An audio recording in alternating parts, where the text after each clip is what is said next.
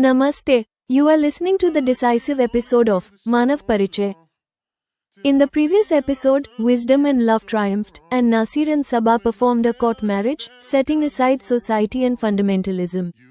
Nasir's mother took Shanaya to sleep with her, and the first night of happiness began for the newly married couple. The gift Nasir gave Saba on their wedding night was completely different from any other gift. Nasir said, "In this gift, I have gathered everything for you." When Saba curiously opened the packet, she was filled with wonder. A unique gift. The packet contained books. Saba asked, "What are these books for?" Nasir's resolve. Nasir replied, "I want you to pursue higher education. It would give us great joy to see you become an automobile engineer." Saba's face blossomed like a lotus. Saba, who had been forced to drop out of school after the 12th grade, asked, "How did you find out about these unfulfilled dreams of mine?" Following this, a philosophical discussion began between Nasir and Saba, which is the core element of this story. Questioning fanaticism, Nasir explained that his opposition is not toward religion, but toward orthodoxy. He questioned why today's followers are being forced to adhere to a lifestyle appropriate for circumstances 1,000 years ago. The example of Dronacharya, Nasir asked, if a guru today taught his disciples how to use a bow and arrow, would he be considered good? His argument was that just as we have adopted modern physical objects, religious leaders should also adopt modern education and thoughts.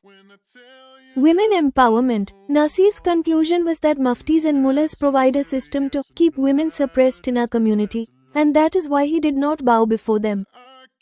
A final, sweet dilemma. Saba was completely impressed by Nasir's thoughts and said, "I will also study as you wish toward becoming an engineer, but..." What was beyond the "but"? Saba looked at Nasir mischievously and said, "But today, you should also impress me in other ways, shouldn't you?" Listen to the logical rebellion against orthodoxy, the gift of education, and Nasir Saba's first night filled with love and wisdom, in Manav Parichay. You will hear Episode 17, The Gift of Education and Progressive Thoughts. Even before the wedding day, Nasir's mother had arranged for powdered milk for Saba's baby girl. On Saba and Nasir's first night, she took the baby to sleep with her. Nasir also followed the tradition of giving a gift to the wife on the wedding night. He has brought a gift packet for Saba, inside which is a unique gift quite different from ordinary ones. Nasir gave the gift to Saba, who was sitting on the wedding bed adorned in expensive clothes, saying, "Saba, in this gift, I have gathered everything for you that I discovered after hearing about you." Hearing this, Saba became curious. She said, "Since I now see my happiness in your happiness, your words have sparked a curiosity in me to see and know what you believe my happiness lies in." Nasir was impressed by the words Saba chose to speak.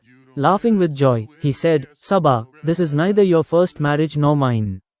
Therefore, tonight is different for us compared to other newly married couples. It would be better if tonight we discuss those aspects and perspectives so that our unnecessary prejudices may vanish. Let us ensure the realization of ultimate bliss in life and live our lives meaningfully."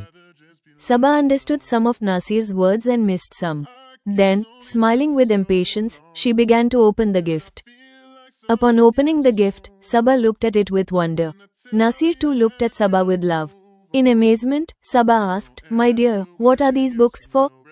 Nasir said, "Imran told us that you had to leave your studies after the 12th grade. That too when you had secured a place in the merit list of the state board examination. Giving you the opportunity, I now want you to pursue higher education." Saba asked, "But dear, how is my studying possible now? The baby is still small. I have just recently married you. Between taking care of Ammi, you, and the baby, how will I find time to study?" Nasir replied, "It is right that you will take care of all of us. You are my wife, therefore, it is also my duty to take care of you from now on. Ammi also wants both of us to spend as much time as possible together and live happily. Ammi is taking over the responsibility of looking after the baby. For household chores, we will hire a chef and maids." Hearing this, Saba began flipping through all the books. Then Nasir explained, "There are still 5 months until the engineering entrance exam. These books are for that preparation. If you wish, we will also arrange coaching for you. It would give us great joy to see you become an automobile engineer." At these words, Saba's face blossomed like a pink lotus in a lake. She asked in wonder, "How did you find out about these unfulfilled dreams of mine? Even Imran Bhejan doesn't know about this dream of ours." Nasir said, "Saba, what a girl who makes the merit list in 12th grade math and science dreams of might be beyond a mullah's understanding, but it is an easy thing for me to understand now." Following Nasir's comment, Saba asked, "Why do you have such a grudge against muftis and mullahs? Not all muftis and mullahs are bad." Nasir said, "You say it right, Saba. Not all muftis and mullahs are bad, rather, it would be appropriate to say that most are good." Saba then asked in surprise, "When you are saying this, why were you not ready to apologize for Anika?" Nasir replied, "A mullah or any other religion's guru is not good when he compels a follower of the religion to adhere to a lifestyle that was appropriate for the circumstances of a time 1,000 years ago." Saba said, "I don't understand what you are saying." Nasir said, "There was a Hindu guru named Dronacharya who used to teach archery to his disciples. He was called a good guru. Now you tell me, if a guru today taught his disciples how to use a bow and arrow, would he be considered good?" Saba said, "In today's era of modern weapons, who would go to learn archery?" Nasir said, "Saba, that's exactly what I want to say. 1,000 years ago, there weren't modern facilities and equipment like there are today. Even the legal system wasn't so developed then. Orders used to run according to the whims of kings, nawabs, nizams, and chieftains of tribal and small princely states. In the circumstances of that time, measures were taken through religious matters to remove the perceived threats to each other's lives." Saba said, "Do you mean to say that following religious matters is no longer appropriate?" Nasir said, "With the change of time and circumstances, gurus and followers of all various religions have given place to all today's modern means, materials, and facilities in their lifestyle. Similarly, they should now also accept modern education, thoughts, and principles. Religious gurus should inspire the followers of their religion to adopt these.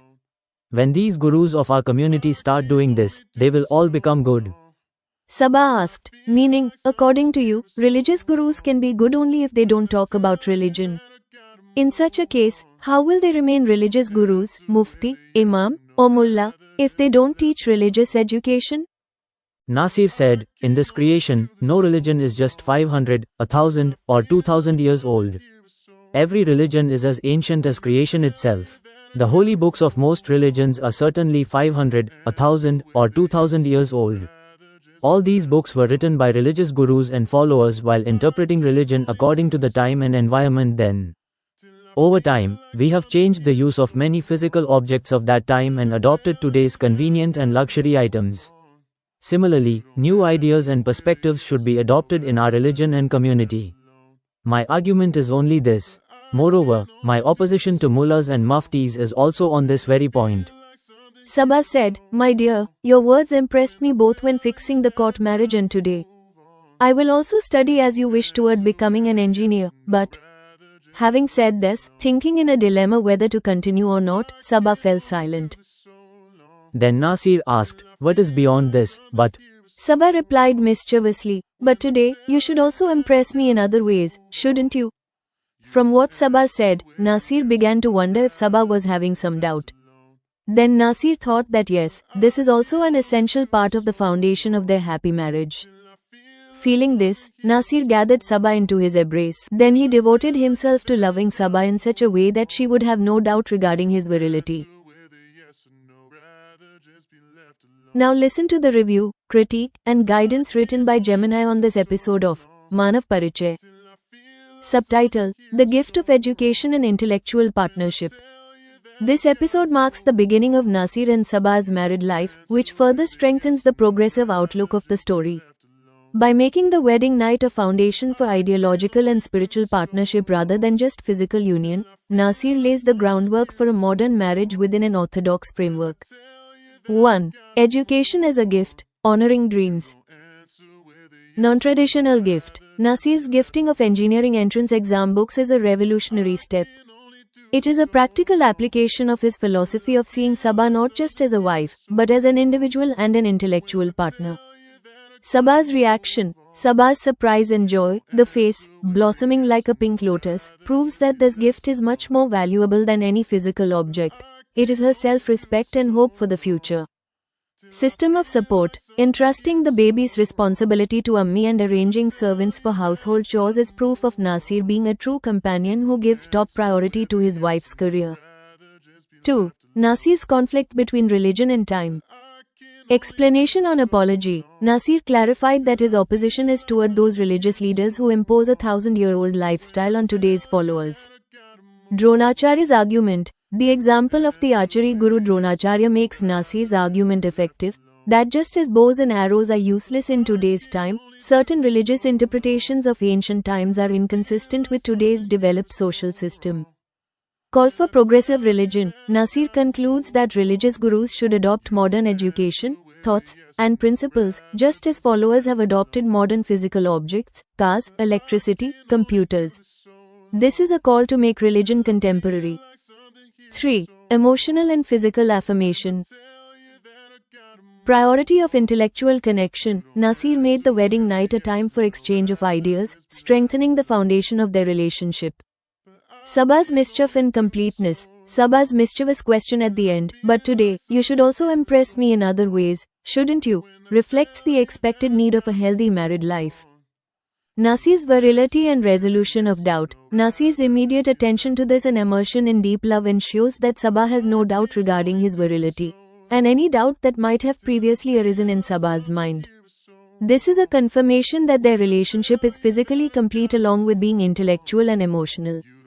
This episode establishes Nasir and Saba's relationship with maturity, understanding, and a common goal, preparing a strong foundation for the story ahead. Episode 17 ends.